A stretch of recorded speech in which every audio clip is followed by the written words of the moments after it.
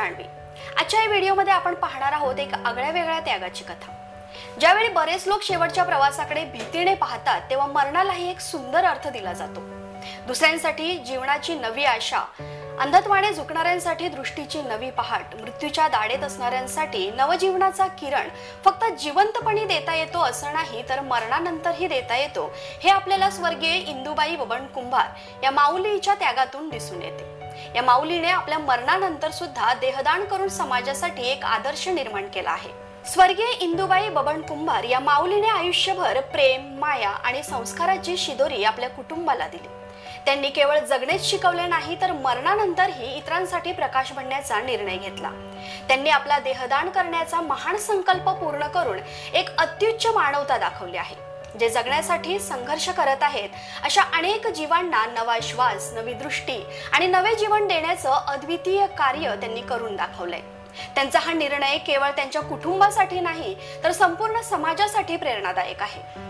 आज त्यांच्या जाण्याने जरी मोठी पोकळी निर्माण झाली असली तरी त्यांचं आयुष्य आजही अनेकांच्या अंगी नवीन आशा आणि नवचैतन्य घेऊन येणार आहे। माऊलींच्या जाण्याने जीवनातील पोकळी तर भरू शकत नाही, त्यांच्या जाण्याची ही घटना फक्त एक दुःखद प्रसंग नाही तर ती एक अद्वितीय प्रेरणादायी गाथा आहे। कारण स्वर्गीय इंदुबाई कुंभार यांनी जीवनाच्या अंतिम क्षणीही इतरांसाठी प्रकाश बनण्याचा निर्णय घेतला। त्यांनी आपला देहदान केला। आज आपल्या सोबत आहेत असे महान कार्य करणाऱ्या माऊलीचं कुटुंबीय तर आपण जाणून घेऊया त्यांच्या तोंडून या त्यांच्या त्यागाची कथा। नमस्कार। नमस्कार। जसं मी आता सांगितलं प्रेक्षकांना आपल्या की माऊलीने एवढं मोठं देहदान केलं आहे तर त्यांचे आपल्यासोबत आज मुलगा आणि सून आपल्यासोबत उपस्थित आहेत। तर आपण जाणून घेऊयात की ही संकल्पना तुम्हाला कुठून आली की देहदान करायचं आहे? ही संकल्पना आम्हाला जगद्गुरू नरेंद्राचार्य महाराज यांच्या संस्थान आम्ही जे संत संघाला जातो तिथे आम्हाला सांगितलेली आहे। तर त्यांनी जे आम्हाला प्रेरणा दिलेली की हे केल्याने काय होतं ते सगळ्यांनी म्हणजे ऐकलेले आहे। म्हणजे त्या संकल्पनेतून माऊलींच्या मनात आधीपासून असे विचार होते की आपलं असं काही झालं तर आपला देहदान करण्यात यावं ही त्यांची इच्छा होती का? हो, बरोबर, आधीपासूनच। बरं, मग ज्या वेळेला म्हणजे फक्त बोलणं आणि कृतीत करणं ह्यात जमीन आसमानाचा फरक असतो। मग ज्या वेळेला अशी सिच्युएशन होते की आता आई हयात नाहीये, ही परिस्थितीच इतकी वाईट असते की आपण त्या भयंकर दुःखात असतो आणि मग त्यावेळेला ह्या निर्णय घेणं तुम्हाला किती अवघड गेलं किंवा तुमच्या कुटुंबाचा तुम्हाला त्या पद्धतीने सपोर्ट भेटला का?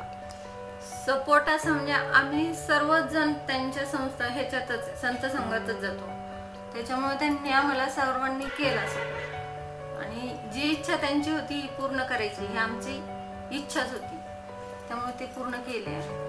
बरं, मग आता हे देहदान म्हणजे केल्यानंतर त्याचं जे दान आपण केलेलं आहे समाजासाठी मग ते कशा पद्धतीने त्याचं विसंगतीत होणार आहे?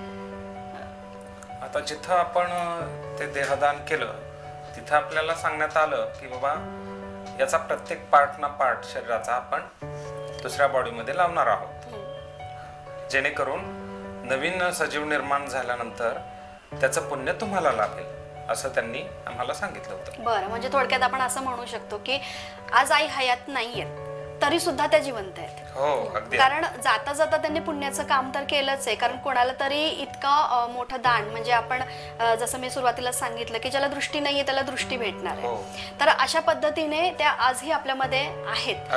तर ह्याचं तुम्हाला म्हणजे कुठपर्यंत समाधान तर असणारच आहे नक्की, कारण इतका मोठा तुमचा निर्णय आहे स्वतःचा एवढा, कारण आपण बघतो की हिंदू समाजात अंत्यविधीला खूप जास्त महत्त्व दिलं जातं आणि ते न करता देहदान करणं, मग तुम्हाला असं कोणाचा विरोध वगैरे आला का?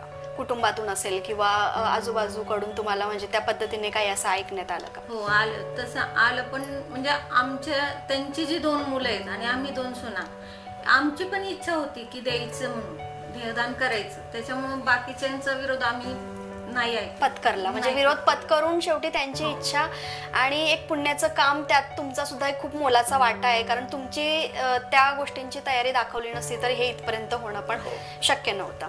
तर तुम्ही असं समाजामध्ये काय सांगू शकाल की हे जे तुम्ही आत्ता केले ह्याला धरून तुम्ही जर संदेश द्यायचा म्हटला समाजाला तर तुमचा संदेश काय असेल लोकांसाठी? आमचा संदेश म्हणजे हे देहदान केल्याने आपला माणूस आपल्यात दिसतो हे आम्हाला माहिती झाली, म्हणजे समाधान वाटलं की बाबा आपल्या माणसाने काहीतरी शेवट का होईना काहीतरी केलं, ह्याच समाधान आहे आम्हाला. म्हणजे गेल्यानंतर सुद्धा अजरामर आहेत ते आपल्यामध्ये, त्यामुळे ते दुःख सुद्धा आपलं कुठंतरी थोडंफार कमी असं म्हणू शकत नाही, ते दुःखाला अंतच नसतो, पण थोडंफार कुठंतरी समाधान असतं की आहेत ते आपल्या आजूबाजूला कुठेतरी.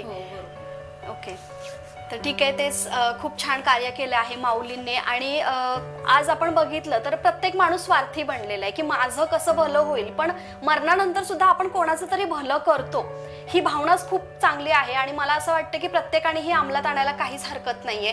तर खूप छान संकल्पना आहे. आणि जास्त माझ्याकडे बोलायला काहीच शब्द नाही आहेत, पण त्या माऊलीला आमच्या चॅनलकडून आणि ज्या समाजासाठी एवढं मोठं त्यांनी कार्य केलं ते तर खूप कौतुकास्पद आहे, पण आमच्या सर्वांकडून त्या माऊलीला खूप खूप श्रद्धांजली.